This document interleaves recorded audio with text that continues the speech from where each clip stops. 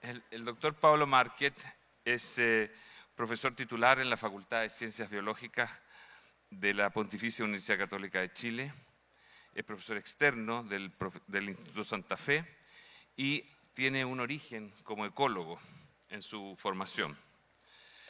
Sin embargo, en su carrera ha estado marcada por colaboraciones transdisciplinares con físicos, matemáticos y cientistas sociales para identificar los procesos que subyacen a las dinámicas y a las estructuras socioecológicas. Tempranamente en su carrera me conoció a mí, no. Tempranamente en su carrera comenzó trabajando en el tema de los principios que están bajo la complejidad de los sistemas ecológicos que contribuyen al metabolismo de la ecología, al cómo se mueve, cómo se genera esta idea de la ecología. Y en paralelo ha llevado un gran y relevante trabajo caracterizando las complejidades de los sistemas ecológicos usando el framework, el marco de la Self-Organized Criticality. Tú después explicas lo que es. También ha estado trabajando en estadística en superstatics. Eso pasa cuando le mandan a una biografía en inglés y tiene que ir haciendo de traducción simultánea. En fin, yo creo que más allá de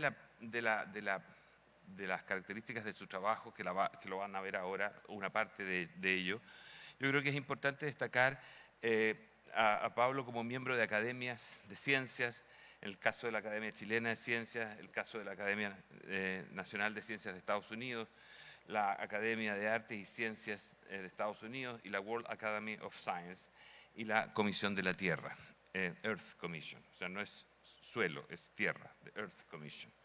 Confusión a la que a mucha gente nos ha llevado ese nombre. Pero más allá de eso, Pablo es un hombre con un espíritu abierto a escuchar, a trabajar con otros, a formar estudiantes, a compartir su conocimiento con estudiantes, con colegas, con amigos.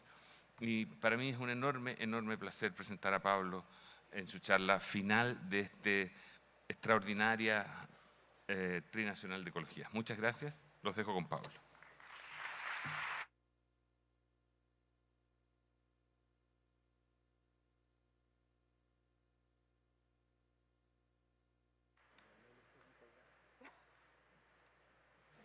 Bueno, era una aproximación a la stand-up comedy. ¿Ah? Ahora viene la segunda parte. Ya. Super.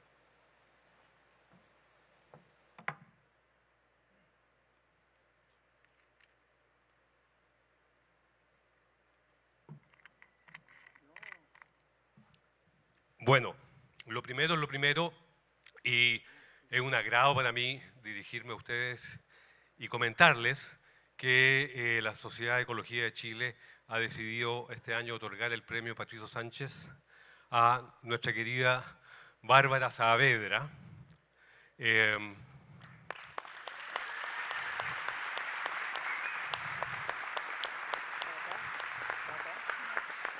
Bueno, Bárbara ha sido, bueno, es doctora, ¿no?, en Ecología y Ciencia Evolutiva de la Chile,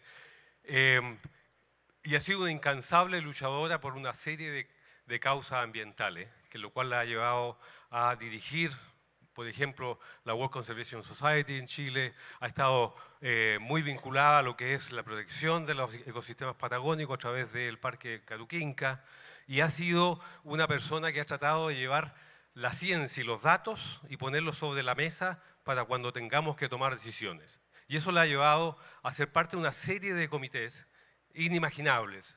O sea, yo no sé cómo tolera tanto ella, ¿no? Porque estar en comité, los que saben, es complejo, ¿no? Ha estado en el Consejo Nacional de Innovación y Desarrollo Científico, en el espacio público, en el Consejo Consultivo del Ministerio de Medio Ambiente, en el Instituto Nacional de Derechos Humanos. No es trivial, para nada, que un ecólogo, una persona de medio ambiente esté ahí.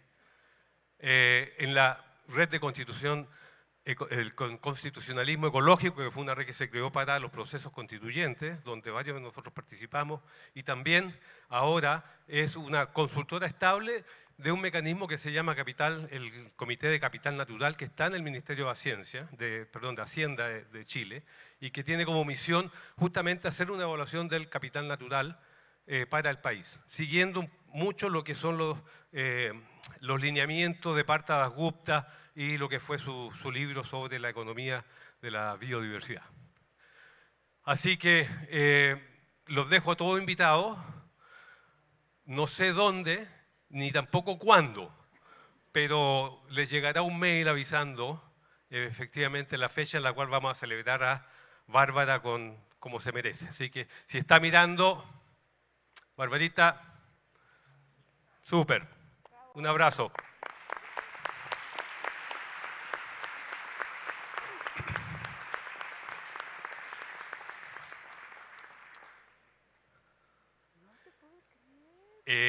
Ese era el aperitivo. Ahora vamos a ir al plato fuerte.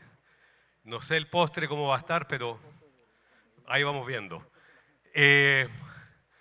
Yo sé que si ustedes leen ese título, no les dice absolutamente nada, o muy poco, ¿no?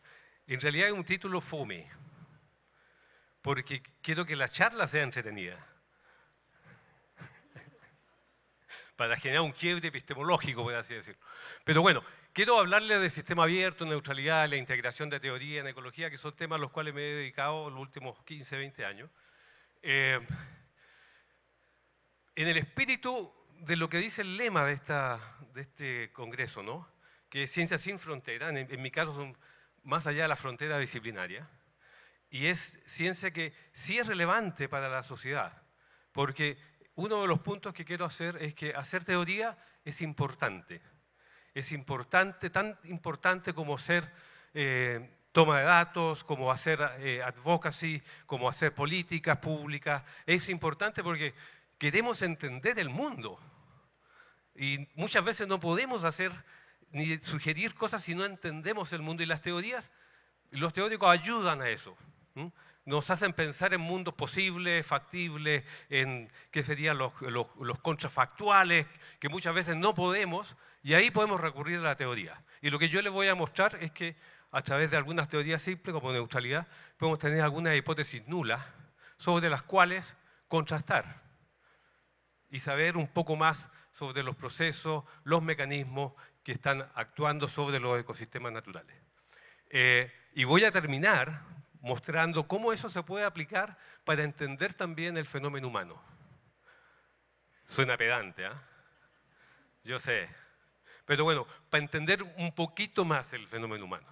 O el fenómeno humano desde la perspectiva de un ecólogo y de algunos antropólogos que están que les voy a mostrar también.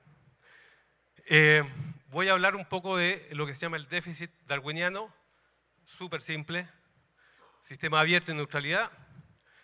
Voy a hacer el punto de que en realidad la neutralidad puede ser más que un supuesto, es una condición necesaria para la persistencia de los sistemas naturales, principalmente de entidades como especies, ¿no?, que distinguimos.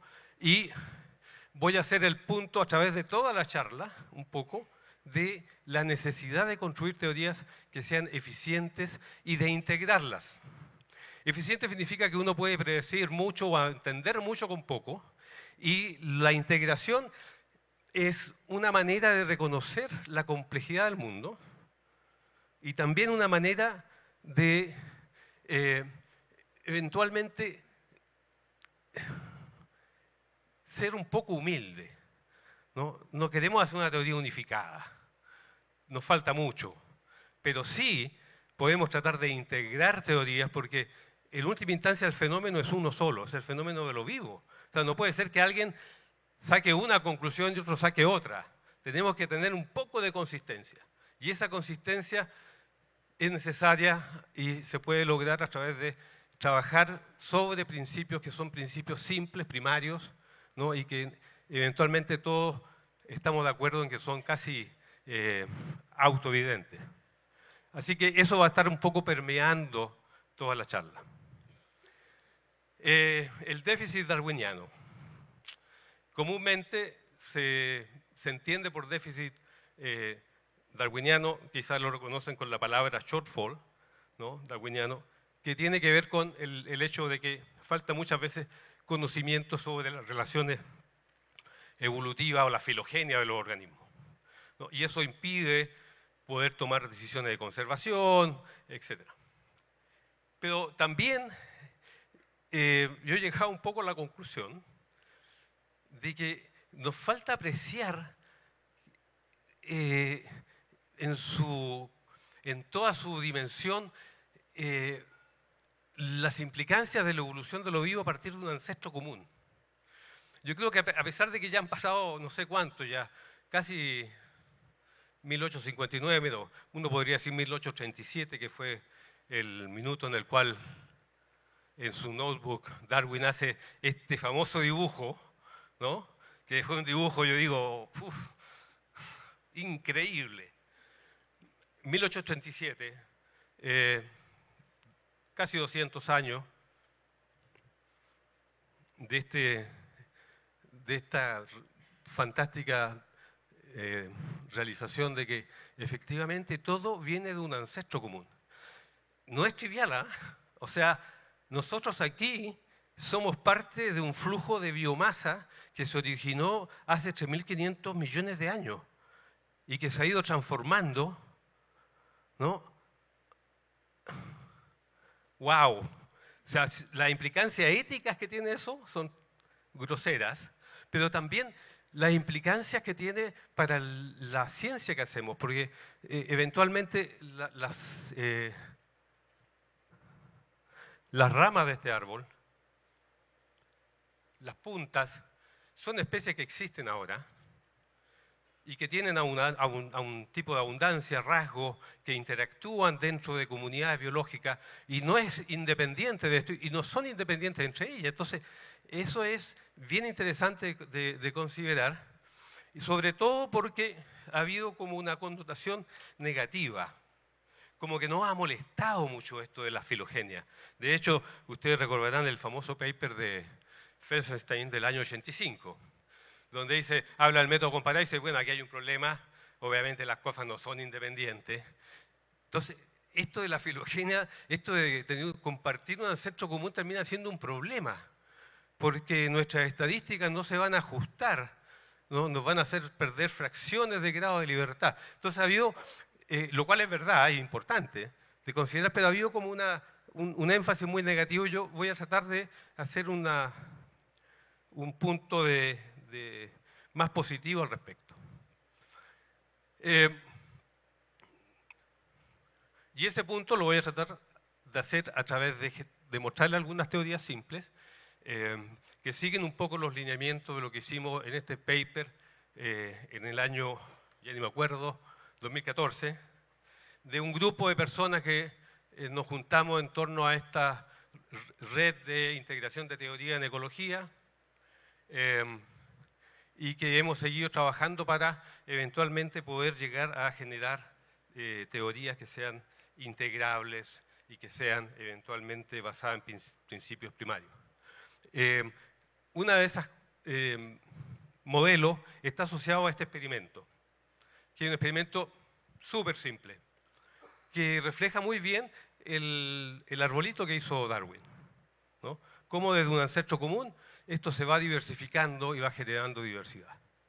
Este es un experimento que hizo Roberto Colter con sus estudiantes y que aquí les explico. Ustedes conocen lo que es el quemostato, se pone líquido con nutrientes para una cepa que está en ese lugar y se van sacando también un sobrenadante continuo. Hay una transferencia de cereales, la otra manera de cultivar estos organismos, donde se va sacando una alícuota y se va poniendo en medio fresco cada vez.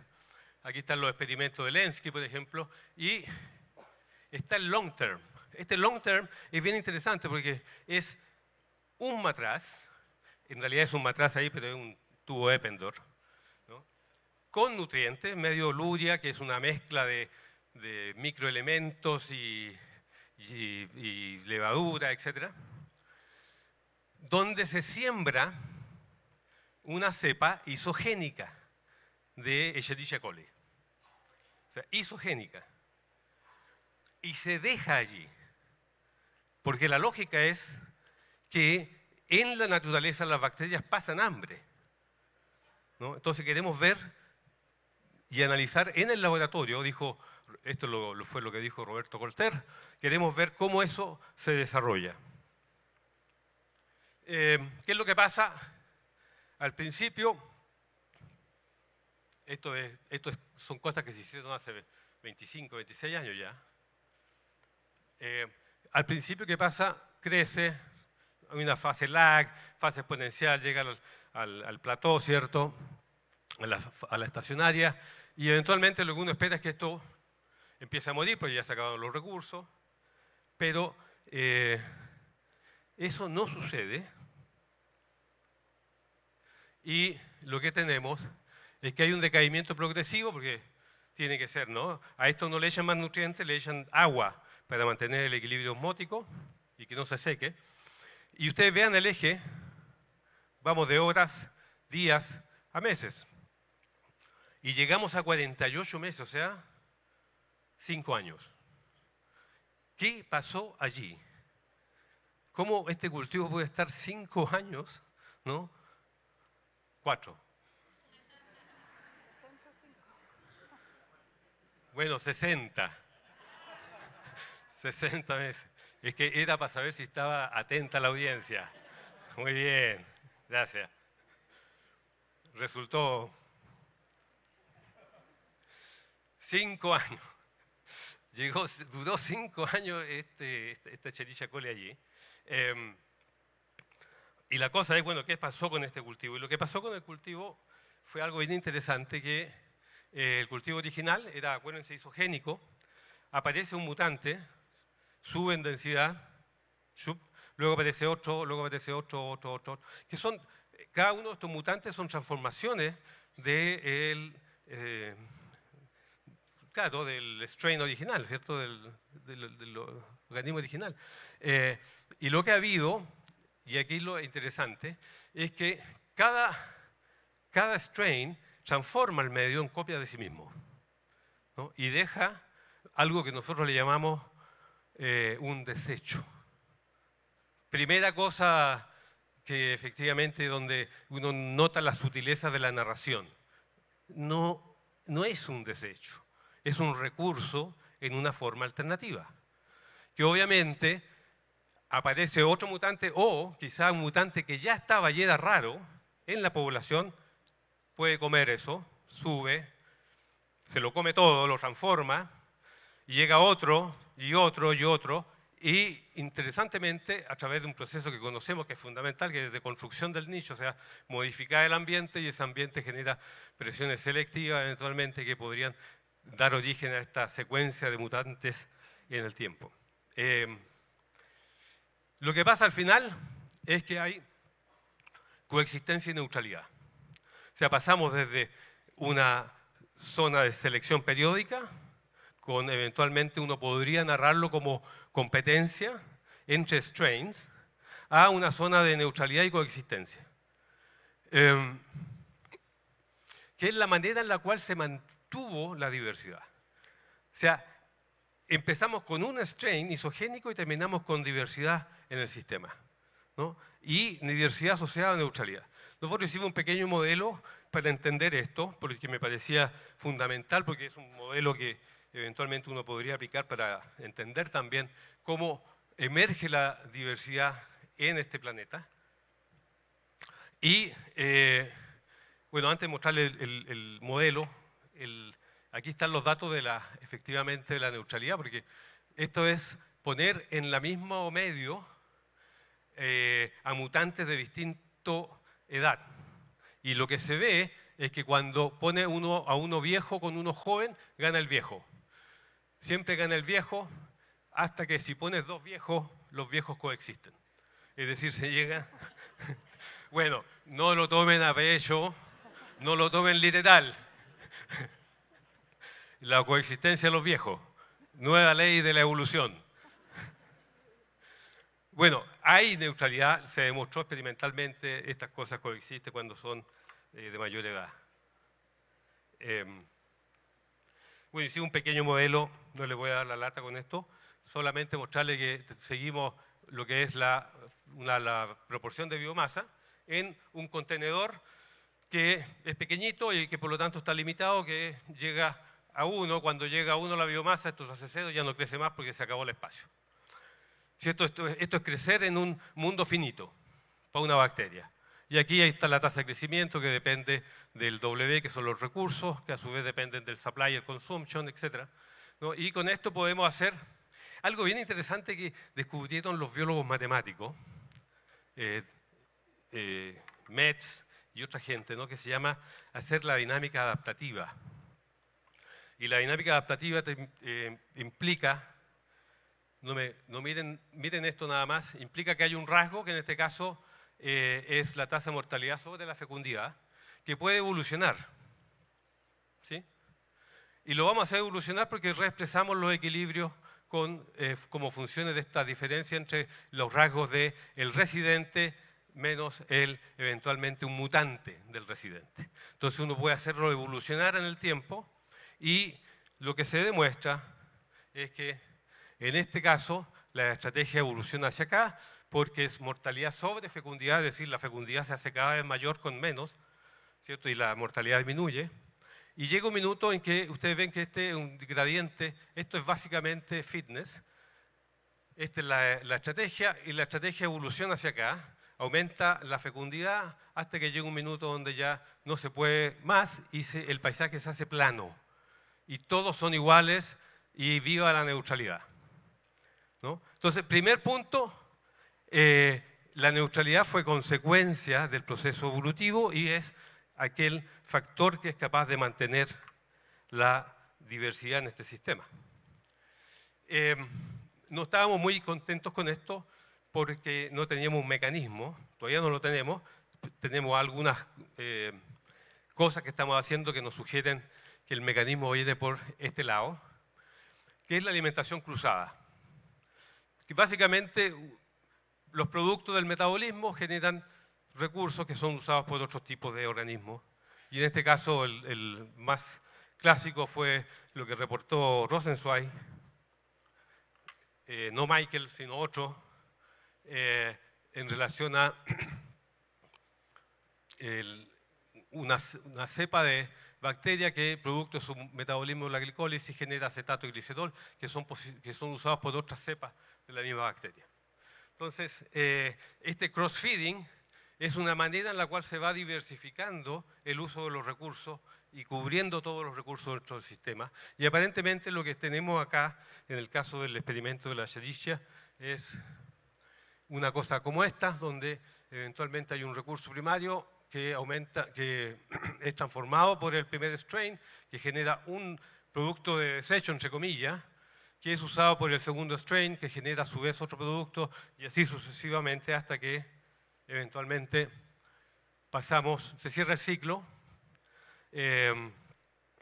y se cierra el ciclo, y eventualmente cuando se cierra el ciclo, todos se hacen unos dependientes de otros, o sea, se integran y van en el mismo bote.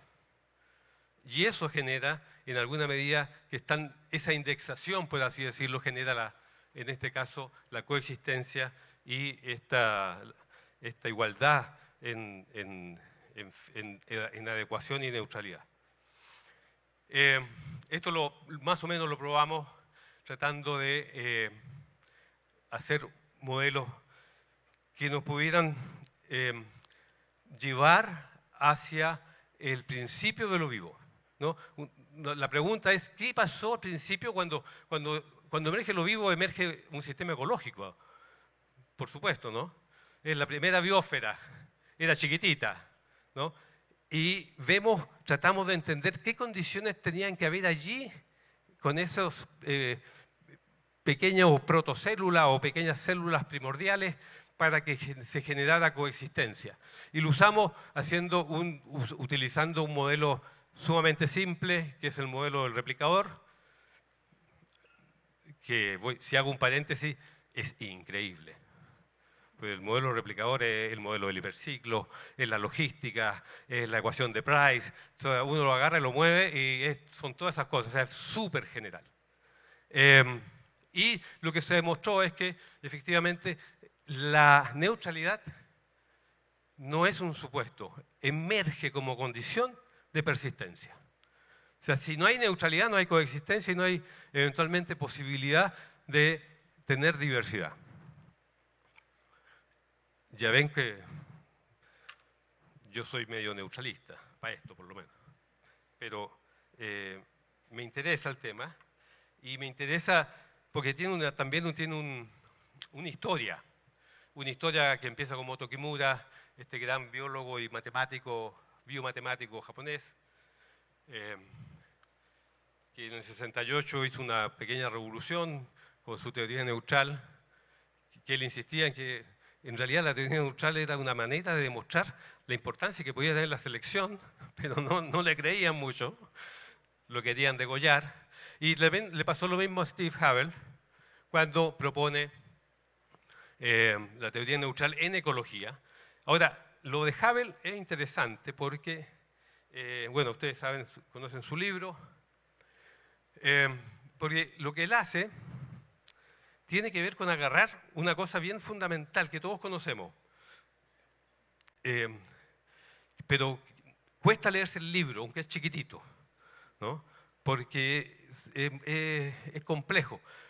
Pero ahí, si uno se lee el libro y el apéndice del paper del 63, va a ver que el modelo que está detrás de la famosa teoría de biogeografía insular es este. ¿No? Créanme, es una cosa que le llaman ecuación maestra, que básicamente dice cómo cambia la probabilidad de encontrar S especies en una isla. Y cambia porque todas las transiciones, habían S-1 y una colonizó, habían S+1 y una se murió por extinción, o ya habían S y no pasó nada. Eso es lo que dice esta ecuación. Y lo que hace uno la resuelve y ve eventualmente si esto tiene lo que llaman los probabilistas una distribución invariante, ¿no? Si se estabiliza en una distribución de probabilidad. Ellos la dibujan acá, si ustedes la ven, esta es la figura 19 del libro, la dibujan y dicen que el equilibrio de estas líneas de colonización y de inmigración, perdón, de extinción y de inmigración, ese equilibrio dinámico, ese S estrella, en realidad es una distribución de valores posibles de S. Pero nunca se lanzan a resolverla. La solución la proveyó, o el análisis, lo proveyó Richter-Dean y Goel en el año 74 en un libro que se llamaba Modelo estocástico en biología. Y lo único que uno hace es le da forma a estas tasas. El lambda, tasa de colonización, y el mu, tasa de extinción. Y uno puede decir son denso dependientes, son denso independientes, y ahí llega a distintas soluciones. Eso aparte, lo que hace Havel efectivamente es lo mismo. Tiene una ecuación maestra, pero ahora lo que cambia no es el número de especies, es el número de individuos, ¿no?, que están asociados a las especies. Entonces lo que tenemos es una ecuación maestra que dice cuál es la probabilidad de observar cada especie con n individuos. Y es que habían K con n-1 y uno nació, o que tenía n+1 y uno se murió, etc. Entonces, en vez de tasa de colonización y extinción, tenemos ahora nacimiento y muerte de individuos. ¿Sí? Y la teoría neutral lo que asume es que en realidad las tasas per cápita son las mismas para todos, y así resuelven y llegan a que la distribución invariante de esta cosa sería una log series, tal como lo señaló Fisher en su minuto. Interesantemente,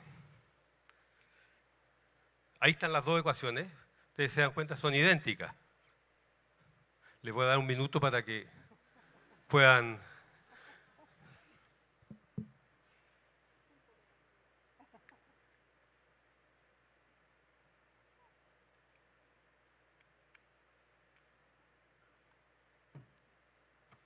Ya. Son idénticas. Ahora, estas cosas, voy a hacer un tecnicismo acá, créanme nomás. son markovianas, o sea, no tienen memoria. O sea, el futuro depende del presente inmediato. ¿Ya? Y estas cosas, lo voy a poner, no lo voy a decir porque se pueden caer del asiento, pero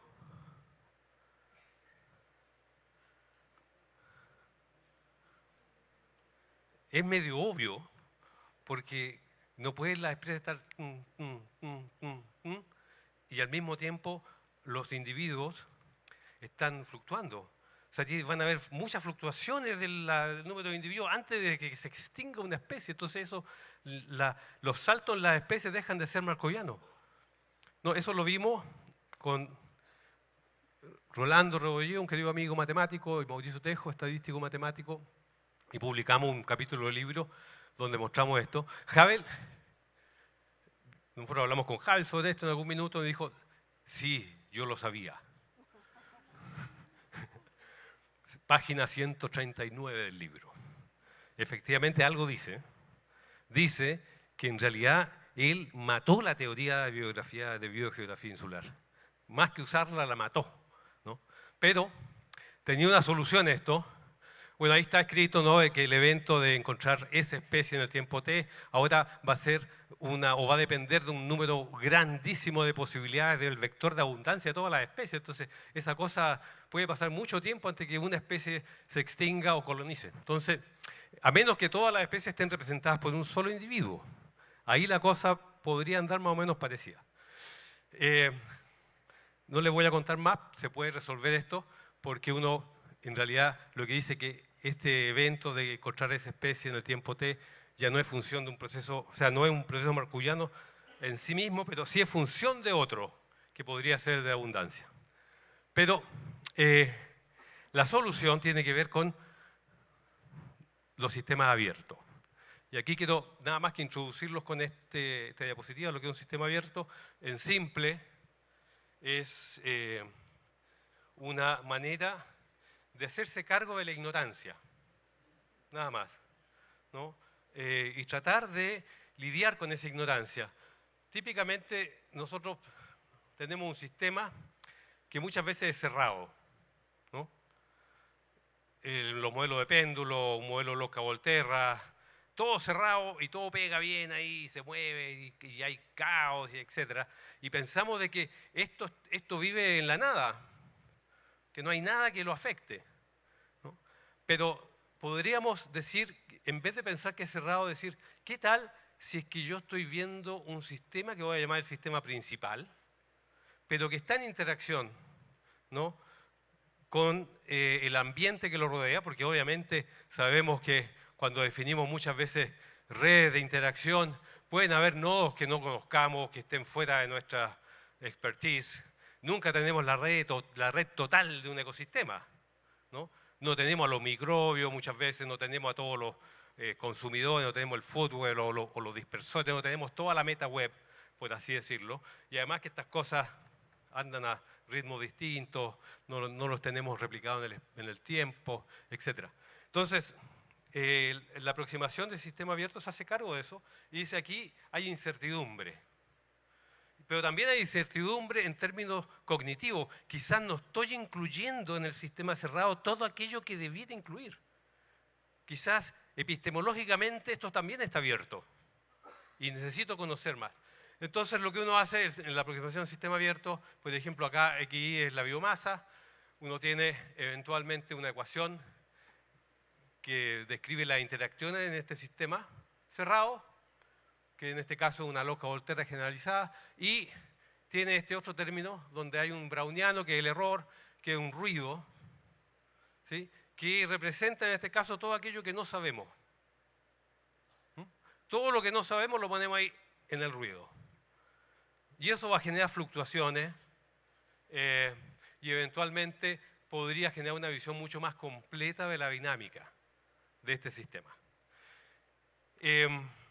Por lo general a esta parte se le llama el drift y a esta parte se le llama la difusión, pero no es el drift que conocemos en genética, sino que es un drift que señala básicamente los aspectos más deterministas. Esta fue la aproximación, de hecho, que tomaron en la década de los 30 estos tres grandes. Faltaría incluir a Kimura también, que fue un poquito posterior, pero Sewall-Wright, Kolmogorov y Fisher.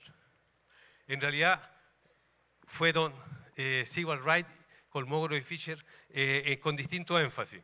Obviamente Kolmogorov hizo la teoría, ¿no? Sewall-Wright derivó una ecuación de difusión de este sistema abierto por otro camino, nada que ver, pero llegó a lo mismo. Y Fisher también lo intentó con algunos problemas, pero también fue útil. Y Kolmogorov les cuenta y les dice, miren, así se hace esta cuestión, ¿no? Y aquí está la teoría, ¿no? Y es súper importante. Y una de las cosas que hizo Sewall-Wright es su modelo, ¿no?, para entender la frecuencia de genes en una población estructurada. Acuérdense que Sewall-Wright, a diferencia de Fisher, siempre pensó que las poblaciones eran estructuradas, y ahí se agarraban de las mechas. Y en la población estructurada, que son una gran población compuesta por estos circulitos azules, que son sus poblaciones, lo que queremos entender es básicamente cuál es la distribución invariante del proceso cuando tenemos migración entre las poblaciones, ¿no? Y tenemos una distribución P en general para el sistema total. Y la distribución es esa distribución invariante que está ahí, que es una distribución tipo beta, que tiene, ustedes ven una gama arriba dividida por dos gamas. En realidad es una gama estandarizada esta cosa, pero lo que hace Kolmogorov es aún más general. Es también el año 35, desgraciadamente, lo publica en esta revista, no indexada, así que, y publica en ruso nomás. Que no se puede encontrar en ninguna parte, salvo en las obras completas de Kolmogorov, y donde deriva la misma ecuación de una manera mucho más general, sin hacer alusión a ningún proceso, sino que dice, cualquiera sean los procesos que dan cuenta de los cambios en la frecuencia génica, estos delta P, la distribución invariante es una beta. Muy bien. Lo que hicimos nosotros es decir, bueno, dado que es imposible o existe esta contradicción interna cuando trabajamos con números de individuos, números de especies, vámonos al continuo. En vez de trabajar con números, trabajemos con frecuencia como trabajan los genetistas y hagamos modelos de difusión. En realidad, lo que dijimos fue, Rolando, ¿por qué no haces el modelo de difusión? Entonces, Rolando Rebolledo, que es este gran matemático chileno que trabajó mucho tiempo en Francia, que viene de la escuela de procesos de francesa, que fueron los que hicieron toda esta parafernalia de procesos estocásticos, viene un poco de allá. Él, en su tesis doctoral, que la publicó en estas memorias, trabajó con martingala, que es un tipo especial de proceso, y especificó los teoremas bajo los cuales uno podría encontrar estas convergencias para este tipo de procesos en martingala, que fue un poco lo que hizo, transformó esta difusión en martingala y luego aplicó los teoremas para eventualmente encontrar la distribución invariante. Aquí les muestro un poco cómo va esto. Este es el sistema principal, está en interacción con el medio, esa interacción se representa por este ruido, con esta forma cuadrática acá, y tenemos que lo que estamos trabajando es Z, que es la proporción de individuos en una especie. Esta es una ecuación diferencial estocástica que eventualmente uno puede decir que converge a una invariante de este tipo, que es beta, y que para que converja tiene que satisfacer esto. Que las tasas de natalidad y mortalidad son lineales y no dependen de nada más que de la propia especie. Es decir, básicamente las especies no interactúan, es decir, esto es neutral. Y bajo esta neutralidad, eventualmente vemos esta convergencia y llegamos a esta distribución que es beta, que la ajustamos ahora a lo que ustedes quieran, árboles, mariposas, y anda muy bien, ¿no?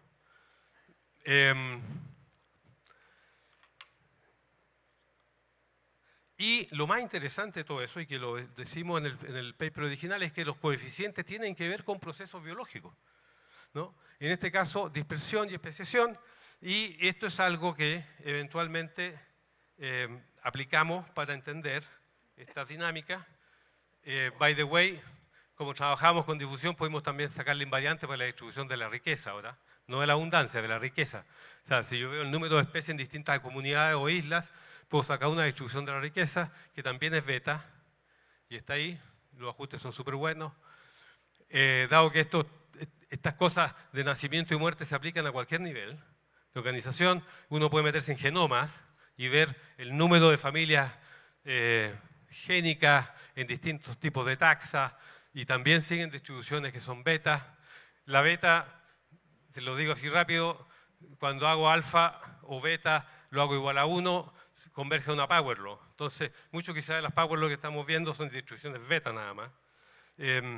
Y aquí se muestra también que los coeficientes alfa y beta están relacionados en los distintos grupos. Aquí tenemos arquea está en magenta, bacteria está en gris, fungi en azul, los metazoas en amarillo, las plantas en verde y todo lo eucarya en red, en rojo.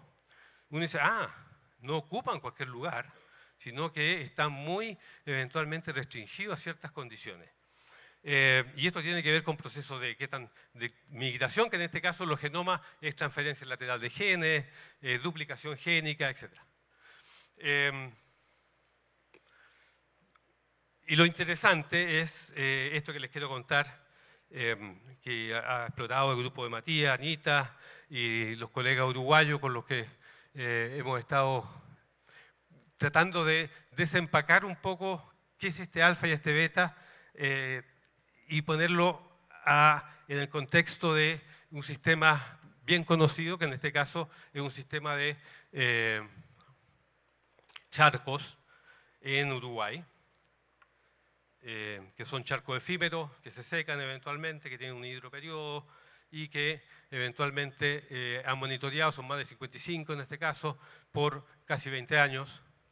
Lo que se hizo entonces fue ajustar la distribución beta a cada uno de estos charcos, sacar el alfa y el beta de cada uno de ellos y ver si efectivamente satisfacen las predicciones que tienen que ver con que eventualmente el parámetro alfa se relaciona en forma inversa con la riqueza y que es lo que sucede, que beta también está afectando positivamente la riqueza, que es lo que sucede, y que eventualmente nos damos cuenta de que alfa refleja todo aquello que tiene que ver con dominancia, es decir, con disminuir riqueza y mantener dominancia de un solo tipo, y beta refleja todo lo opuesto, coexistencia, migración de especies no presentes en los sitios, etc.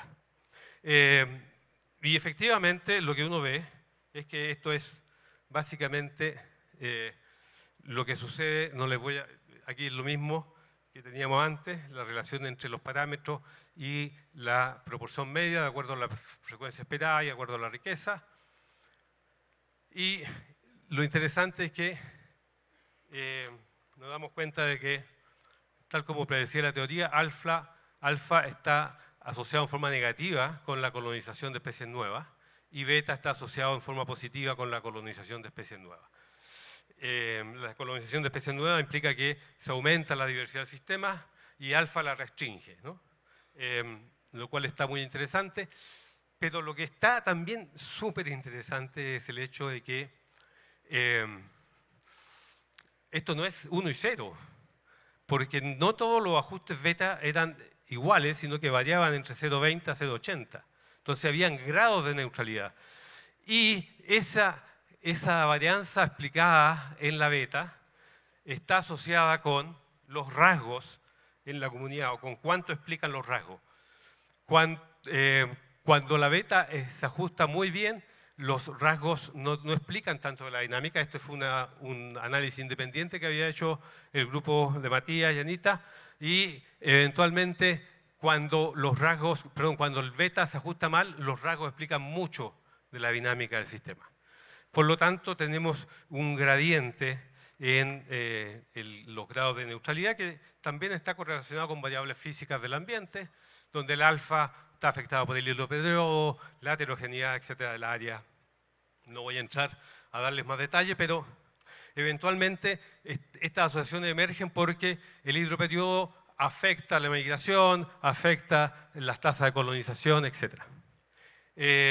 Afortunadamente, desafortunadamente no tenemos una teoría todavía que nos permita entender qué es heterogeneidad, cómo meterla dentro de la teoría, cómo cuantificarla en forma objetiva, pero sí lo tenemos para otras variables como temperatura. Y aquí nada más que les quiero mencionar este trabajo donde generamos una posibilidad de incluir temperatura en términos generales usando una teoría que es la teoría de Erin Evans Polanyi, que es súper general y que la adaptamos para demostrar que casi todas las tasas y en muchos casos tiempos de procesos a nivel celular hasta ecosistémico en realidad tienen relaciones muy generales con la temperatura. Bueno, para terminar, quería hacer esta pregunta. ¿Por qué podría interesarnos toda esta elucubración teórica, ¿no?, en un planeta en crisis, que es justamente donde estamos? Y la respuesta es que una teoría sobre el efecto de la temperatura en las tasas ya es importante, sobre todo en un contexto de calentamiento global, pero también porque la teoría neutral nos provee de maneras en las cuales podemos entender el grado de desbalance que tenemos. Hay una relación alométrica entre tamaño y densidad que está inspirada en una regla de equivalencia energética que fue predicha básicamente por Van Baelen en su teoría de la reina roja, donde asumía neutralidad y que todas las especies tenían igual fitness. Si era eso cierto, tenían que seguir una relación de este tipo inversa a lo que es la demanda energética y por lo tanto todas las especies usan la misma cantidad de energía en relación a su tamaño corporal. Si uno ve dónde está el ser humano en esta gráfica, estamos por acá, 58.000 veces por ciento más de densidades máximas de lo que se predice por un primate de 75 kilos aproximadamente. ¿Por qué pasa eso? Porque aquí vamos a recurrir un poco a la teoría antropológica. Eventualmente lo que ha pasado es que hemos tenido una transición y cuando las sociedades eran cazadores recolectoras estábamos dentro de lo que era esperado para cualquier mamífero, medio herbívoro acá. Preindustriales vemos que ya nos separamos y cuando estamos en las ciudades modernas estamos muchísimo más allá, mucho más allá de lo que predice la teoría, pensando en neutralidad. Esto se explica a través de lo que yo llamo el loop socioecológico, donde la contribución de la naturaleza a las personas genera aumento en el tamaño poblacional, este aumento genera posibilidades de mayores innovaciones que eventualmente repercuten en hacer incrementar los flujos, mayor tamaño poblacional, cambios en los patrones de asentamiento, pero también mayores innovaciones ideológicas que repercuten. Ideológica me refiero a pensar el mundo, ¿no? Y nosotros en el mundo, la economía, los sistemas económicos, etcétera, que repercuten en última instancia, el tamaño poblacional y el uso del ecosistema. Usando esta teoría, la pregunta básica fue, ¿qué pasaría si en vez de Escherichia coli en ese mundo finito tenemos a Homo sapiens en ese mundo finito? ¿Y qué pasa con Homo sapiens en el mundo finito?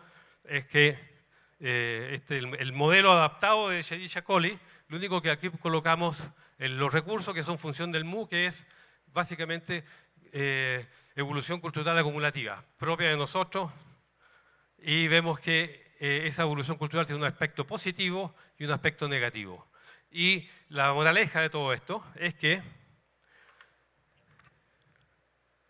estoy a dos manos aquí. Tenemos los servicios ecosistémicos, permiten crecimiento poblacional, evolución cultural acumulativa, innovación tecnológica que aumentan los flujos de servicios ecosistémicos y así nos vamos expandiendo sobre esta biosfera finita y la única manera en la cual esto sea sustentable es generando tecnologías con impacto neto positivo sobre el flujo de servicio ecosistémico. O sea, por un lado sacamos, por otro restauramos inmediatamente, ¿no? Si no tenemos esa lógica, el equilibrio es un equilibrio paupérrimo, con muy poca gente y tecnología muy mala, o eventualmente la extinción en este tipo de modelos. Quería terminar como terminó Omar ayer, con esta cita de Kenneth Boulding, es del año 66.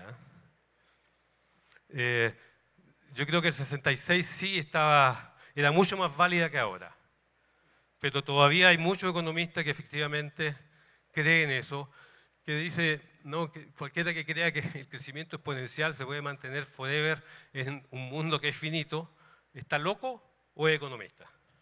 Entonces, yo creo que resume muy bien lo que fue ese momento de la economía. Ahora con Dakgupta y todo el movimiento de economía y biodiversidad sabemos que ambas cosas, que esto no es posible a menos que tengamos un impacto neto positivo. Con eso los dejo y muchas gracias por quedarse hasta acá antes del asado.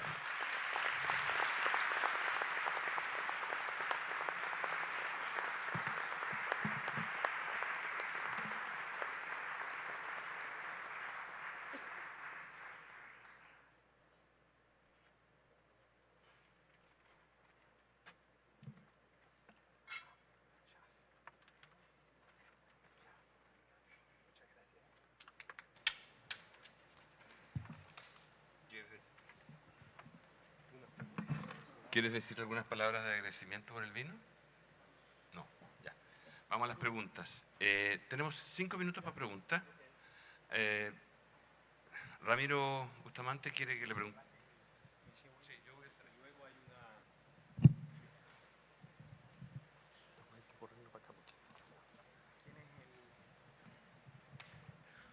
Pablo, hola. Gracias Ramiro. por la presentación. Yo creo que tu charla es un poquito provocativa en el sentido de que yo no sé si existe la idea de que todo es azaroso, todo es determinista, ¿no es cierto? Hay un componente estocástico y determinista en todos los procesos. Entonces, yo, comprándote todo lo que tú dices, me gustaría saber cómo entran aquellos procesos que tienen un componente más bien determinista y que están dados, por ejemplo, por la teoría de nichos, la selección natural, la competencia, la depredación, en que tú puedes, digamos, a través de ciertos modelos, puedes hacer muy buenas predicciones respecto del estado final de un sistema. Entonces, ¿cómo entra esto? ¿Es alternativo? ¿Es excluyente? Cuéntame un poco, Pablo. A ver, es súper general, de hecho no niega lo otro, sino que lo complementa. Acuérdate que en la ecuación diferencial esa estocástica que hay, uno tiene el drift, que es la parte determinista, y lo único que tú le agregas, ¿cierto?, es este ruido con un coeficiente que tiene que ver con efectos ambientales o de dinámica, estocasticidad demográfica, que sabemos que existen, ¿no? Si no es que estemos aludiendo a cosas que no existen, sabemos que poblaciones pequeñas van a tener estocasticidad en términos de sampleo de genes o de eventos de nacimiento y muerte. Entonces, esto es completar un poco el sistema. Ahora, hay patologías que se pueden generar por nada más que tener el sistema cerrado. O sea, si uno agarra el modelo de Hastings con Powell de la cadena tritrófica y lo abre, desaparece ese caos, ¿no?, que era una patología del sistema cerrado. Entonces, esto permite tener una idea un poco más general. Ahora, yo diría que crecimientos poblacionales, niveles metapoblacionales, dinámicas comunitarias, son todos sistemas abiertos por definición. Siempre pasa algo que no está dentro de la ecuación, ¿no? Siempre hay un ambiente que puede generar variación. Entonces, esto se hace un poco cargo de una manera cruda, pero es, yo diría, una manera de avanzar. Pablo. Más preguntas, pero Sí. con introducciones cortas. Vayan al grano. Dale. ¿Ya? Pablo, acá, Néstor. Néstor. Muchas gracias por la presentación, muy interesante. Siguiendo esta perspectiva de sistemas abiertos, te quería preguntar, Pablo, el papel de los disturbios, ¿no? Y sobre todo pensando en esta hipótesis del disturbio intermedio, ¿no?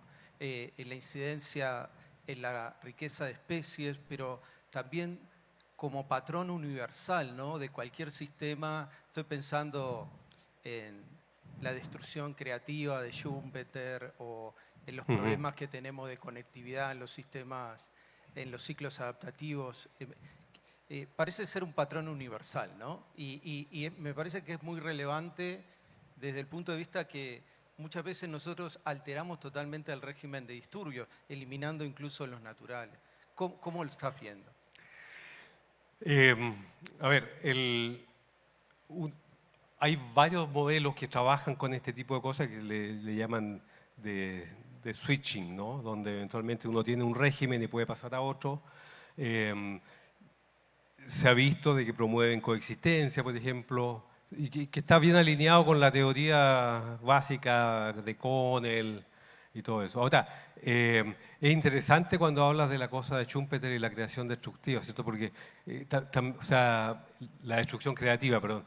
Porque, de hecho, estamos trabajando con algunas cosas con unos físicos, con Matteo Marsili en el ICTP, y cosas así de pensar en estas destrucciones creativas como aquellos cambios e innovaciones tecnológicas que debiéramos introducir para hacer del ambiente un ambiente que eventualmente sea sustentable, ¿no? Pensando en que hay estas perturbaciones, pero ahora son perturbaciones no ambientales sino sociales, que puedan llevarnos a otro régimen, que es un poco lo que queremos todos, estamos pensando en que tenemos que hacer, ¿no? Desde la microescala hasta la macroescala, cómo logramos un cambio transformacional en nuestra sociedad que nos permita asegurar la sustentabilidad. Así que, gracias por la pregunta. Pablo, gracias por la charla, súper interesante y estimulante para pensar. Empezaste hablando de la integración, hacia el final nos mostraste ese gráfico en el que nuestra especie estaba como 58.000 veces, 58.000% por arriba, y me preguntaba si podías reflexionar sobre cómo podemos llegar a mostrar otro gráfico en el que no estemos por afuera, sino que estemos explicados como parte de ese gráfico, con una teoría que integre probablemente la teoría ecológica que nos contaste, con algo más que le falta que habría que integrar. ¿Cómo lo ves? Está complejo. Está complejo, pero fíjate que en la diapositiva esta del el loop socioecológico, por lo menos yo creo que ahí, que es súper simple, ¿no? Pero que parte por este efecto demográfico que está bien demostrado, por lo menos por los antropólogos, el Robert Boyd, el Heinrich, etc., que dice que el tamaño poblacional es grande, genera mayor capacidad de innovación, porque siempre hay alguien extremo que se le ocurre una idea, ¿no? Y que eso puede generar mayor explotación, pero a la vez innovaciones ideológicas. Y yo creo que ahí hay un punto donde atacar, porque está todo conectado. O sea, necesitamos generar esas innovaciones tecnológicas para poder eventualmente generar una nueva manera de estar en el mundo, ¿no? Y una manera donde no tengamos que hablar de crisis constantemente, sino una manera en la cual podamos atrevernos a sentirnos felices. Pero yo creo que también la crisis aquí es como un paraguas, nos gusta estar en crisis, ¿no? Sí, porque estar en el mundo es complejo, ¿no? Heidegger decía con el Dasein es a alguien que, la analogía es, le pegaron una patada en el culo y lo tiraron al mundo.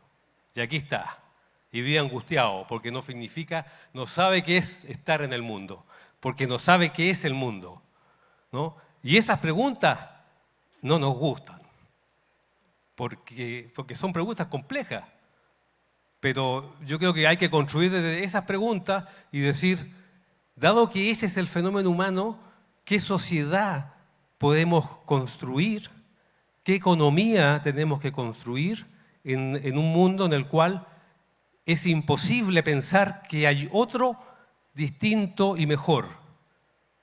Somos todos iguales y somos todos distintos también, ¿no? Pero aceptarnos en esa diversidad y poder aceptar o tener la valentía de tratar de ser felices no es trivial, ¿no? Y para cambiar el mundo, yo creo que tenemos que entrar a pensar en maneras distintas de estar acá. Y también, si uno se da cuenta que está todo esto pegado, darse cuenta de que... Perdón, me estoy alargando mucho. ¿Sí? Gracias. Pensar un poco, yo creo, en lo importante que es mirar la visión lateral, ¿no? Mirar para el lado. Mucho se habla acá de que hay que trabajar con los sociólogos. Bueno, eso es algo que mucha gente está haciendo, ¿no? Y que mira para el lado, porque sabe que el fenómeno es uno solo, es grande, y que ontológicamente, por así decirlo, no existe la historia separada de la ecología, ni la biología celular separada de la ecología. No, son maneras que hemos elegido para hacer el mundo más manejable.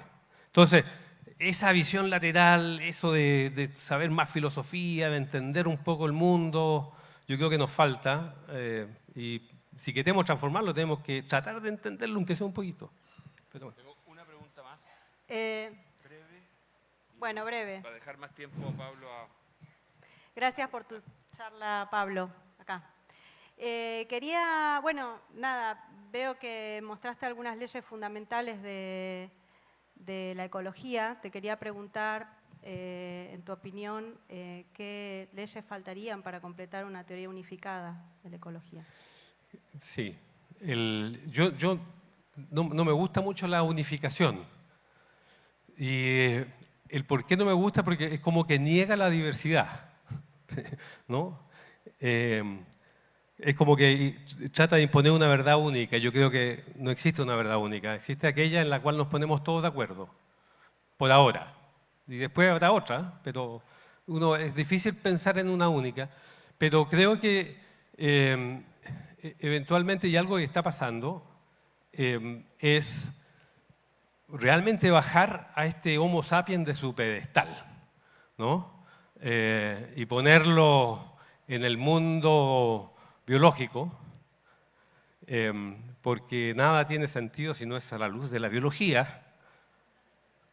Ponerlo en el mundo biológico, ¿no? Y que se reconozca como un primate más, ¿no? Y que reconozca que es una transformación de las otras especies que hay en la naturaleza y con las cuales compartimos un ancestro común. Y que haga una ética desde ahí. O sea, las leyes de la evolución, sobre todo la evolución humana, la evolución social, hay mucha gente que está trabajando en eso. En Chile está Mauricio Lima, en el mundo está Peter Turchin, Sam Bowles, muchas personas, el David Wolper. Yo creo que ahí, probablemente, este es el siglo de las ciencias sociales. Si ahí es donde está toda la complejidad ahora, por ahí se va a ir todo. Si no entendemos los fenómenos sociales y nosotros en colectivo, no, probablemente va a ser complejo esto. Así que esa es mi modesta respuesta ahora. Pero sin biólogos y ecólogos no va a ser posible. Estamos de acuerdo.